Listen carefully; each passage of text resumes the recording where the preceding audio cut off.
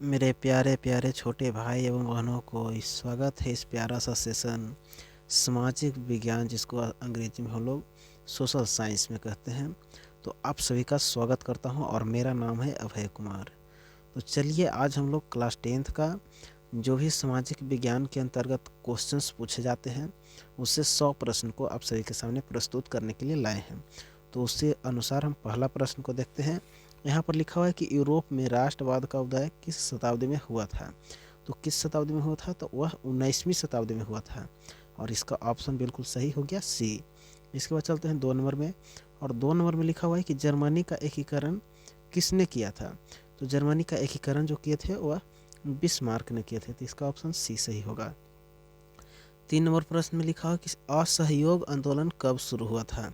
तो असहयोग आंदोलन जो है वह कब शुरू हुआ था, तो 1920 ईस्वी में हुआ था। तो इसका सी ऑप्शन बिल्कुल सही होगा। 3 के बाद 4 नंबर प्रश्न को देखते हैं। और 4 नंबर लिखा है कि भारत का सबसे अधिक जनसंख्या वाला राज्य कौन है। तो भारत का सबसे अधिक जनसंख्या वाला राज्य उत्तर प्रदेश है, और इसका सी सही हो जाएगा। 4 के बाद 5 नंबर देखते हैं। और 5 नंबर में लिखा है कि भारतीय संविधान सभा के अध्यक्ष कौन थे। तो भारतीय संविधान सभा के अध्यक्ष तो जो थे वह डॉक्टर राजेंद्र प्रसाद जी थे, यानी कि इसका ऑप्शन सी सही होगा। 5 के बाद 6 नंबर देखते हैं। और 6 नंबर में लिखा हुआ है कि भारत का संविधान कब लागू हुआ था। तो भारत का जो संविधान लागू हुआ था वह 26 जनवरी 1950 को हुआ था, और इसका बी ऑप्शन बिल्कुल सही है। 6 नंबर के बाद 7 नंबर देखते हैं। और 7 नंबर में लिखा हुआ है कि रबी फसल की कटाई कब होती है। रबी फसल की कटाई कब होती है। तो रबी फसल की कटाई कब होती है, वह मार्च से लेकर अप्रैल के बीच में होता है, यानी कि इसका बी ऑप्शन बिल्कुल सही होगा। 7 के बाद 8 नंबर देखते हैं। और 8 नंबर में लिखा है कि हरित क्रांति का संबंध किससे है। तो क्रांति का संबंध किससे है, तो वह कृषि से है, और इसका बी ऑप्शन बिल्कुल सही होगा। 8 के बाद 9 नंबर में देखते हैं। और 9 नंबर में लिखा हुआ है कि लोकतंत्र में सर्वोच्च सत्ता किसके पास होता है। तो लोकतंत्र में सर्वोच्च सत्ता जो होता है वह जनता के पास होता है, इसका सी ऑप्शन बिल्कुल सही होगा।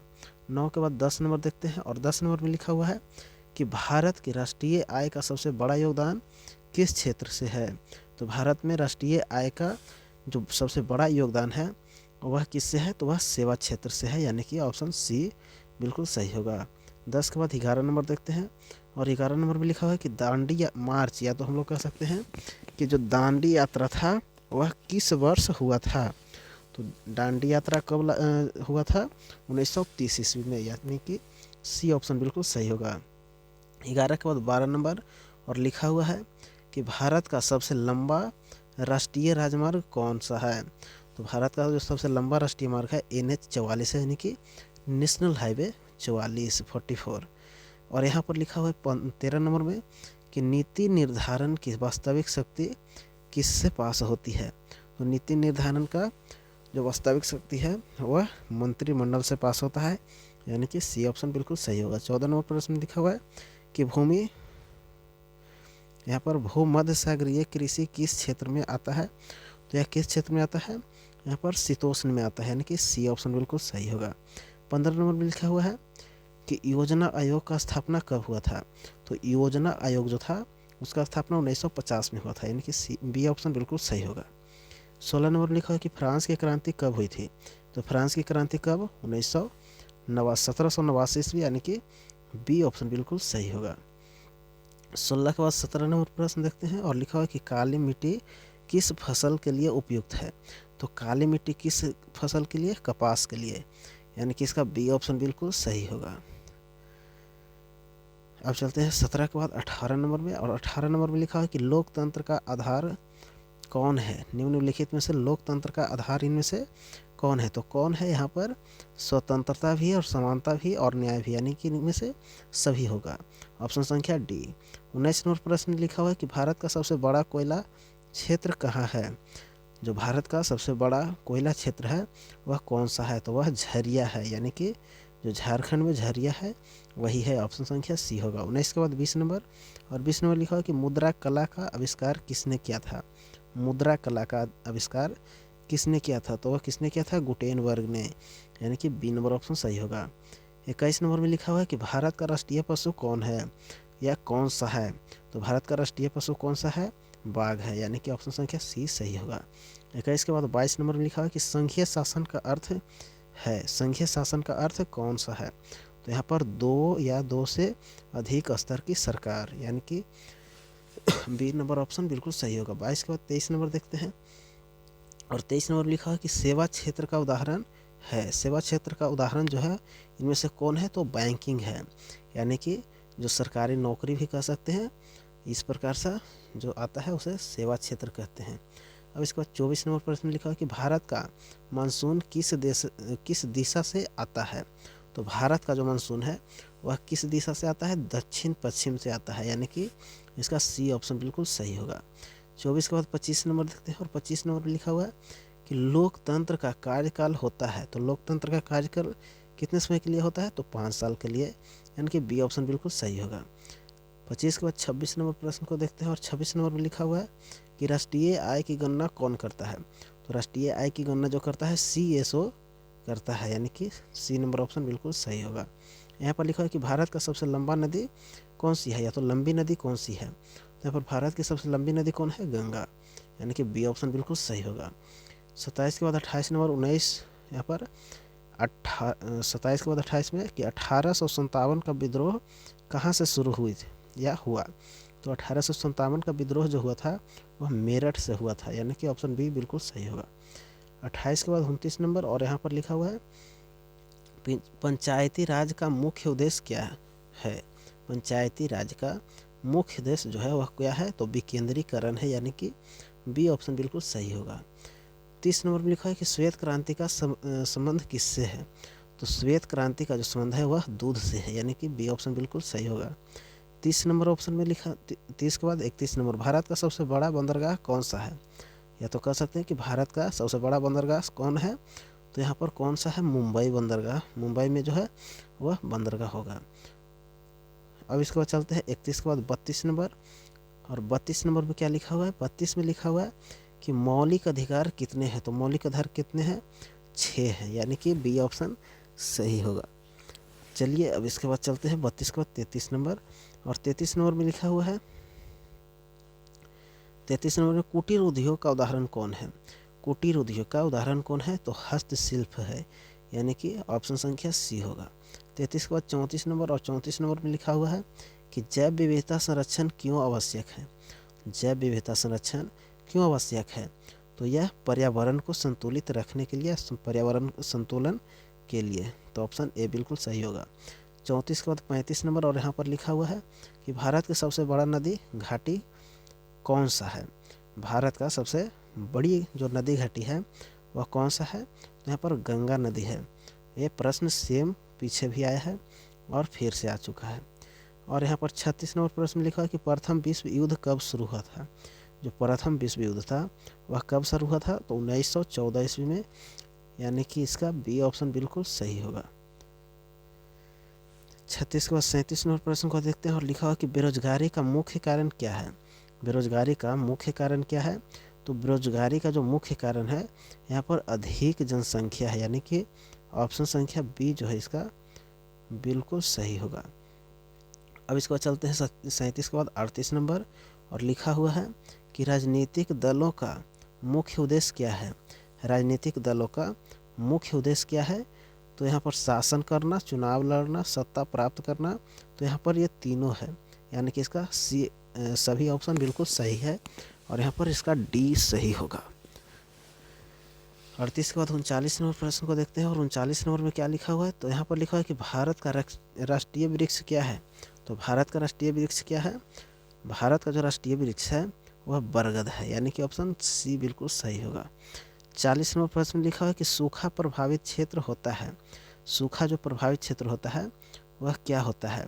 तो अधिक वर्षा होता है, कम वर्षा होता है, वन क्षेत्र होता है, या पर्वतीय क्षेत्र होता है? जो सूखा प्रभावित क्षेत्र होता है वह कौन सा होता है? तो वह कम वर्षा वाला क्षेत्र होता है, यानी कि जहाँ पर कम वर्षा होता है। 41 नंबर प्रश्न में लिखा है कि खनिज तेल का मुख्य उत्पादक राज्य है। खनिज तेल का प्रमुख जो उत्पादक राज्य है वह कौन है? तो वह असम है, यानी कि ए ऑप्शन बिल्कुल सही होगा। 41 के बाद 42 नंबर में लिखा हुआ है लोकतांत्रिक शासन में चुनाव होता है। लोकतांत्रिक शासन में चुनाव होता है, स्वतंत्र एवं निष्पक्ष होता है, यानी कि सी ऑप्शन इसका बिल्कुल सही होगा। 42 के बाद 43 नंबर, 43 में लिखा हुआ है कि भारत का राष्ट्रीय फूल जो है वह कौन है। तो भारत का राष्ट्रीय फूल कौन सा है, तो भारत का राष्ट्रीय फूल जो है कमल है, यानी कि ऑप्शन बी इसका बिल्कुल सही होगा। 43 के बाद 44 नंबर लिखा हुआ कि चाय की खेती मुख्यतः किस क्षेत्र में होता है। चाय की खेती मुख्यतः किस क्षेत्र में होता है, तो वह पर्वतीय क्षेत्र में होता है, यानी कि बी ऑप्शन बिल्कुल सही होगा। 44 के बाद 45 नंबर, और यहाँ पर लिखा हुआ है कि औद्योगिक क्रांति की शुरुआत कहाँ हुई। औद्योगिक क्रांति की शुरुआत कहाँ हुई, तो वह इंग्लैंड से हुई थी, यानी कि सी ऑप्शन बिल्कुल सही होगा। 46 नंबर प्रश्न लिखा हुआ है कि भारत में साक्षरता दर बढ़ने से क्या होता है। भारत में साक्षरता दर बढ़ने से क्या होता है, एक सेकेंड, यहाँ पर भारत में साक्षरता दर बढ़ने से क्या होता है, यहाँ पर सामाजिक विकास होता है, मतलब कि जितना अधिक लोग पढ़ेंगे उतना ही अधिक विकास होगा। सी ऑप्शन बिल्कुल सही होगा। 47 नंबर प्रश्न देखते हैं, लोकतंत्र में कानून कौन बनाता है। लोकतंत्र में कानून कौन बनाता है, तो विधायक बनाता है, या तो विधायिका भी कह सकते हैं, तो विधायिका बनाती है, यानी कि सी ऑप्शन बिल्कुल सही होगा। 47 के बाद 48 नंबर में लिखा हुआ कि भारत का सबसे बड़ा पठार है। तो भारत का जो सबसे बड़ा पठार है वह कौन सा है, दक्कन का पठार, यानी कि ऑप्शन संख्या बी इसका बिल्कुल सही होगा।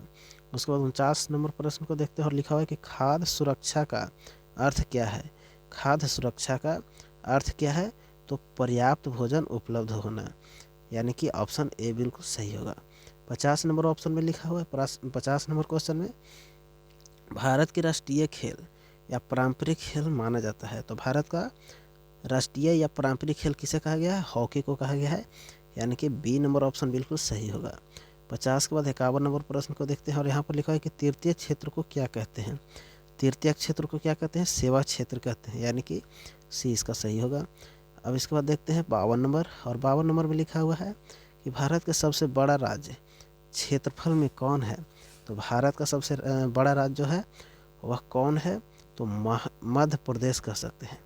यहाँ पर बी नंबर ऑप्शन बिल्कुल सही होगा। सॉरी, यहाँ पर बी नहीं होगा बल्कि राजस्थान होगा, ऑप्शन संख्या डी सही होगा। क्षेत्रफल के आधार पर सबसे बड़ा राज्य है वह राजस्थान है। 52 के बाद 53 नंबर देखते हैं, और 53 नंबर में लिखा है कि जनसंख्या, यहाँ पर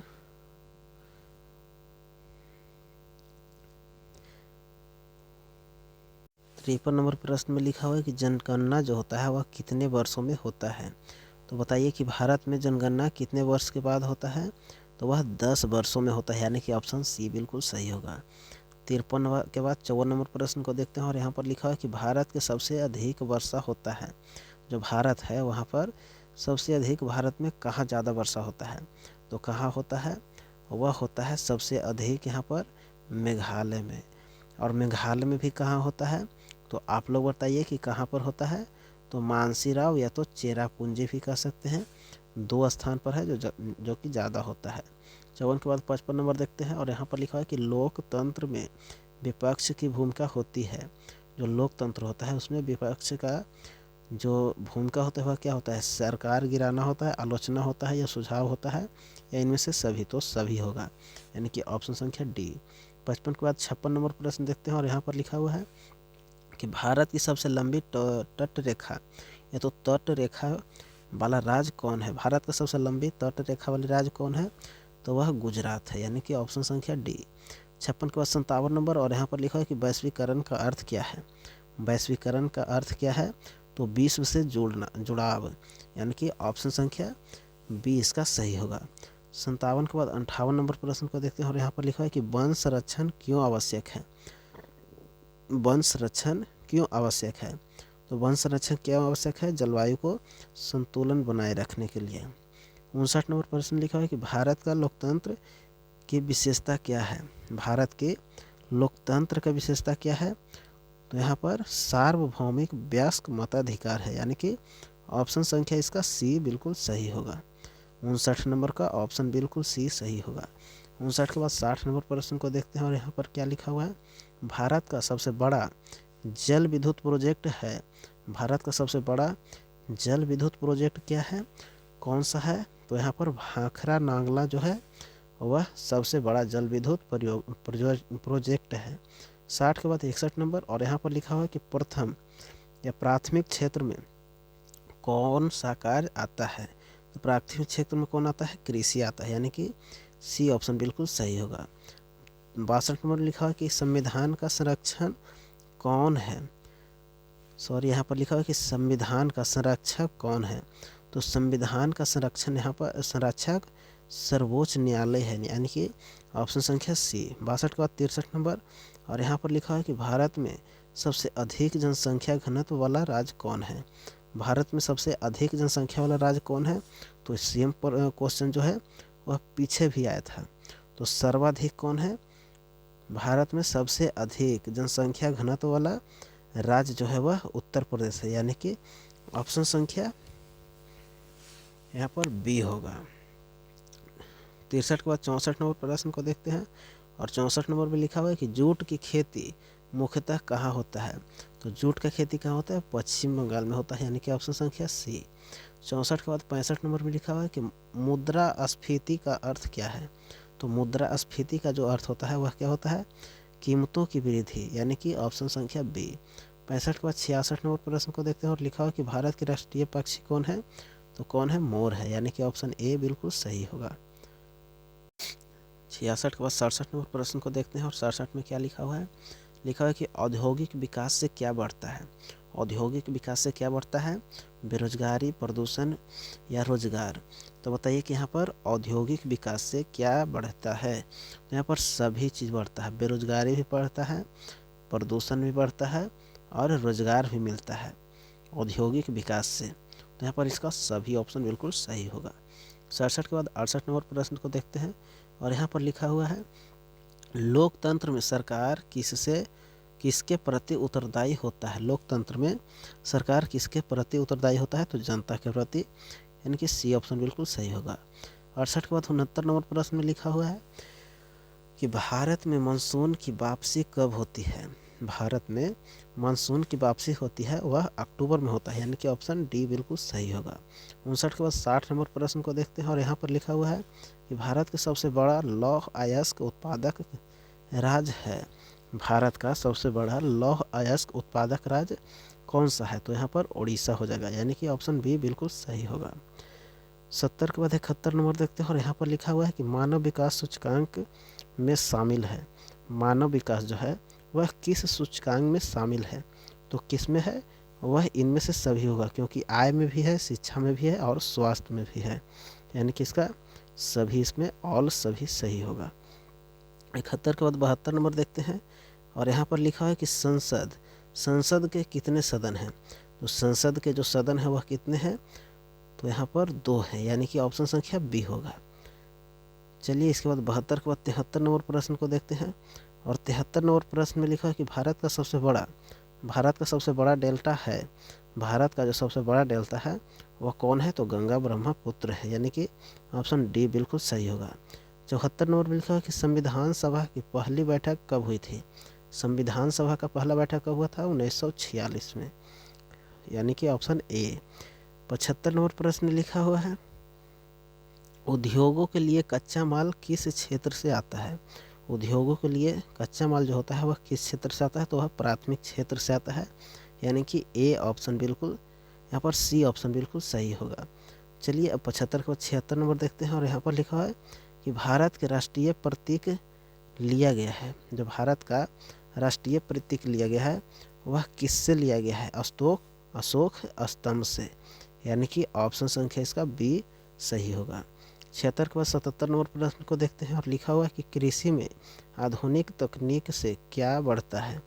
कृषि में आधुनिक तकनीक से क्या बढ़ता है, तो कृषि में आधुनिक तकनीक से जो बढ़ता है वह उत्पादन बढ़ता है, यानी कि ऑप्शन ए बिल्कुल सही होगा। 77 के बाद 78 नंबर प्रश्न को देखते हैं, और लिखा है कि लोकतंत्र में, यहाँ पर लोकतंत्र में कानून से ऊपर कौन नहीं होता है।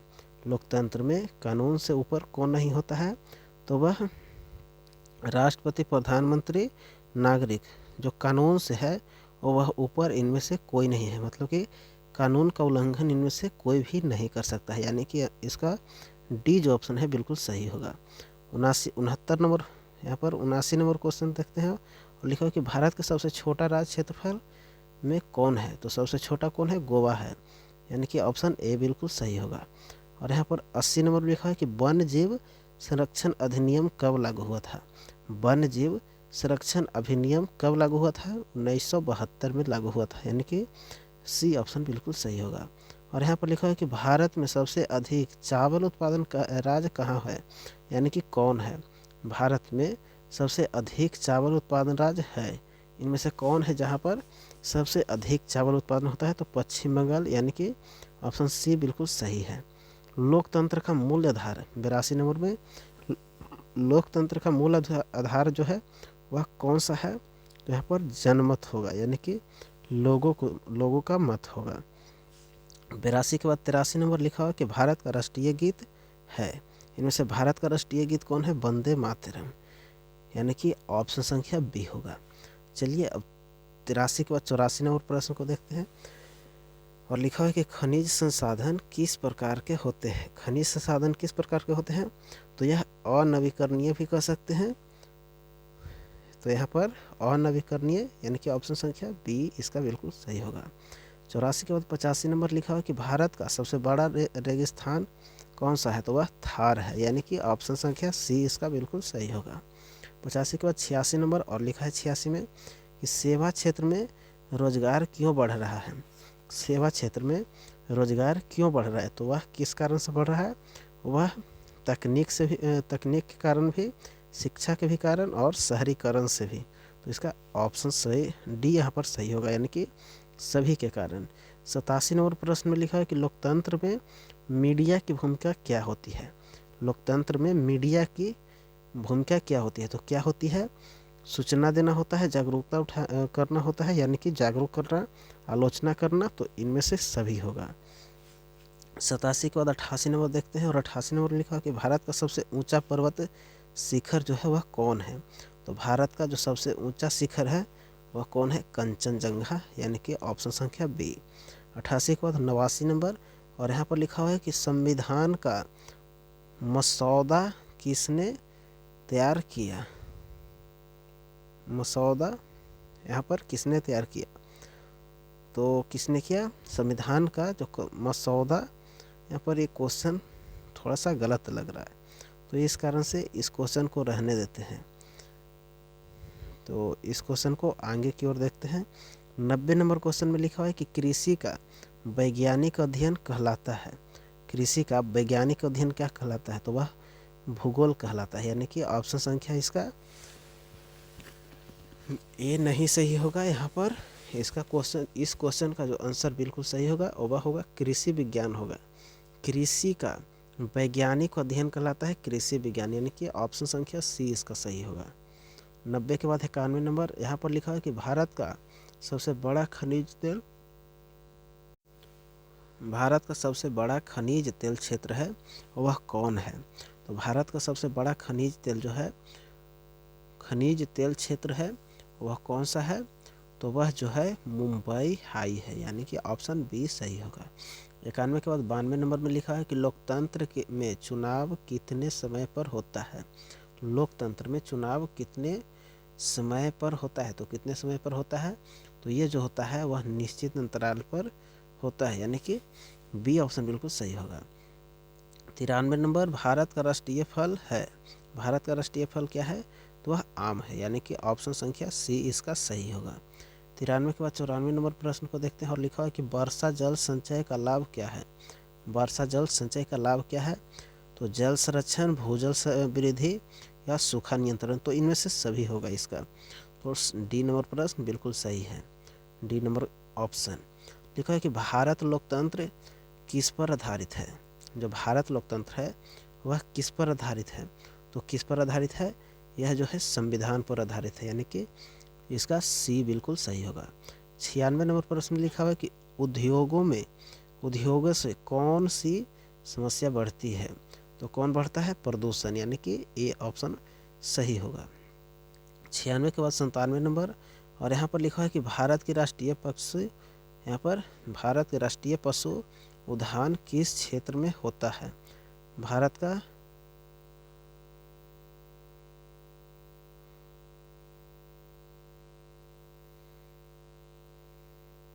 भारत का राष्ट्रीय पशुधन किस शहर में है?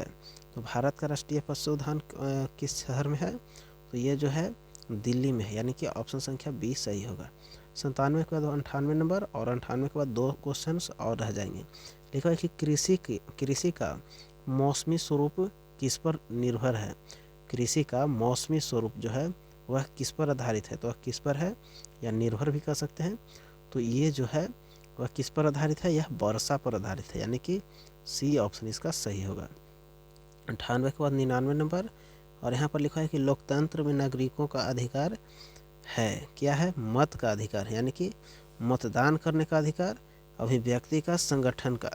तो यहाँ पर कह सकते हैं, क्या कह सकते हैं कि यहाँ पर लोगों में नागरिकों का अधिकार, लोकतंत्र में नागरिकों का क्या अधिकार है? तो मतदान करने का अधिकार है, यानी कि ए ऑप्शन बिल्कुल सही होगा। 99 के बाद हम 100 नंबर प्रश्न को देखते हैं और सबसे लास्ट प्रश्न है। लिखा है कि संविधान, यहाँ पर सामाजिक विज्ञान का मुख्य उद्देश्य जो है वह क्या है? सामाजिक विज्ञान का मुख्य उद्देश्य क्या है? तो यहाँ पर कह सकते हैं कि समाज को समझाना, यानी कि ऑप्शन संख्या ए बिल्कुल सही हो गया। अब यहाँ पर 100 प्रश्न जो है वह हमारा एसएसटी से पूरा ख़त्म हो चुका है, यानी कि आज हम लोग जो है इस सेशन के अंतर्गत पूरे 100 प्रश्न को ख़त्म किए हैं। आगे फिर इसी तरह से दूसरा सब्जेक्ट कह सकते हैं संस्कृत से अगला दिन आएगा, संस्कृत से पूरे 100 प्रश्न। तो इसके लिए आप सभी लोग इस चैनल को सब्सक्राइब कर लीजिए और अपने दोस्तों के पास शेयर कर दीजिए ताकि आगे चल के देख पाएँ वो लोग भी। और सबसे लास्ट में इस वीडियो को लाइक कर दीजिएगा। तो धन्यवाद, मिलते हैं अगले वीडियो में।